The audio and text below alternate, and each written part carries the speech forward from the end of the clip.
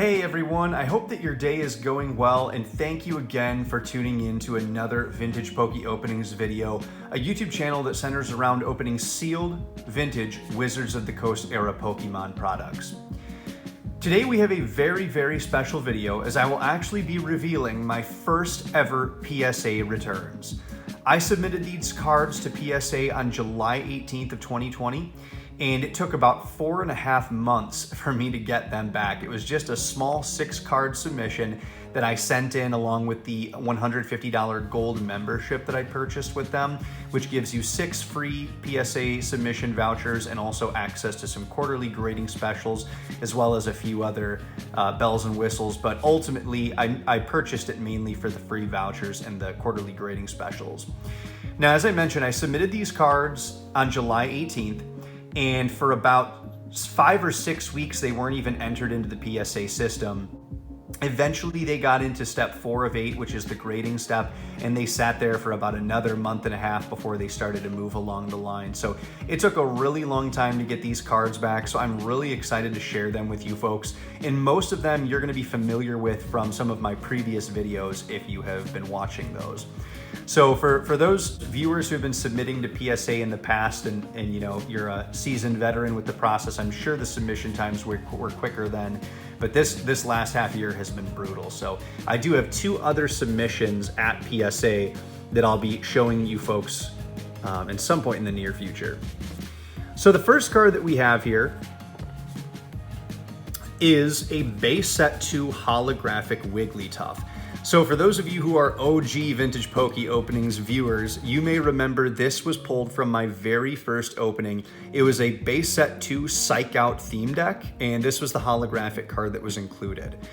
Now, if you look at the front, the centering is pretty good, with the exception of, it looks like it's a little thicker on the right and the bottom than it is maybe at the top and the left. Let's take a look at the back side.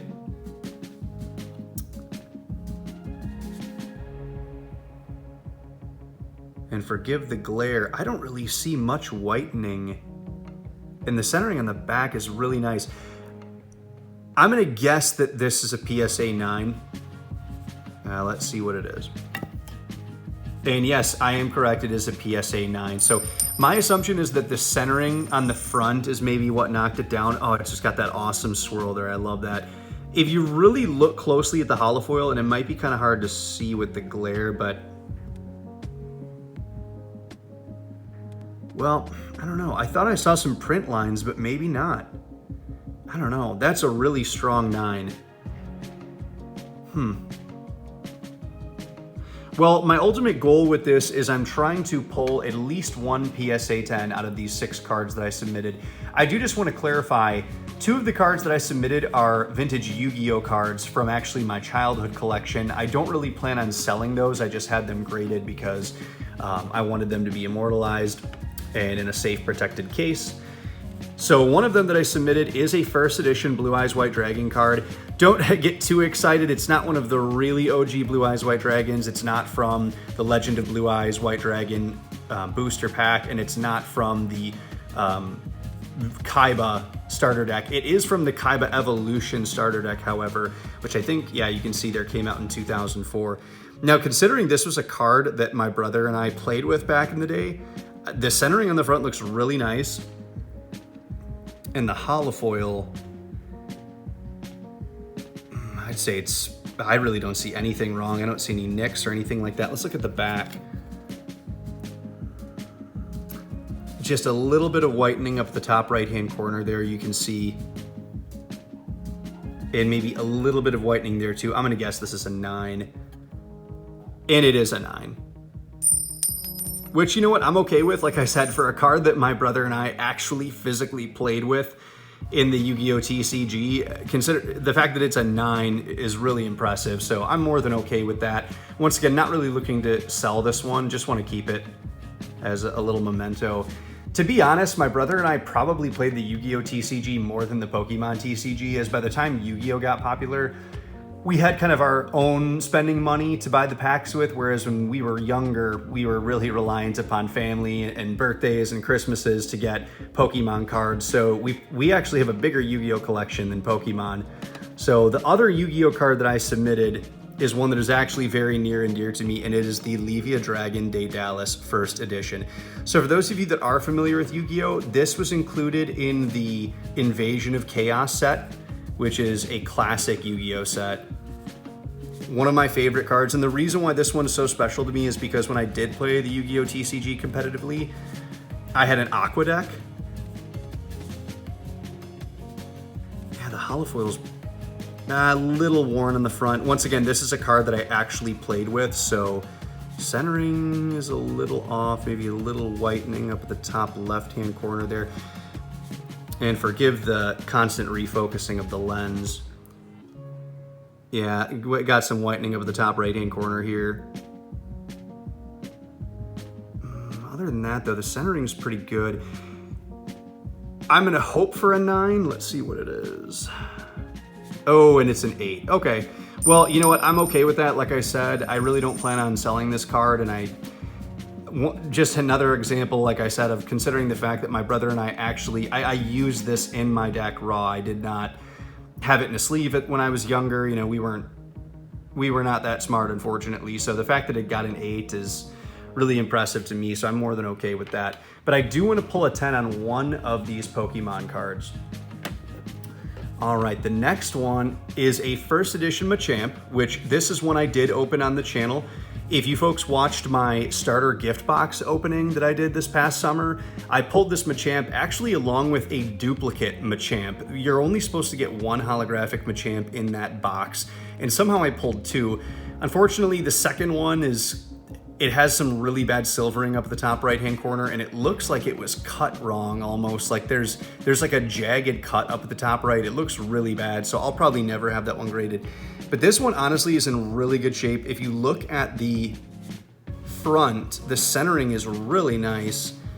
You can see maybe a little bit of whitening or silvering on the left-hand side of the card there. The holofoil looks really good. I've been really fortunate with not having print lines on my holos. It's mainly been the centering that's gotten me. And the centering on this one is actually really good. I'm gonna guess a 9. Oh goodness, an 8. Wow, that's kind of harsh. I don't know about that. I mean, ultimately, I'm not a professional grader, but the centering looks pretty nice on the front and pretty even on the back. I don't really see any whitening on the back either. Get it close to the camera there, you guys can let me know. Maybe a little nick down there. Let's look at the front again.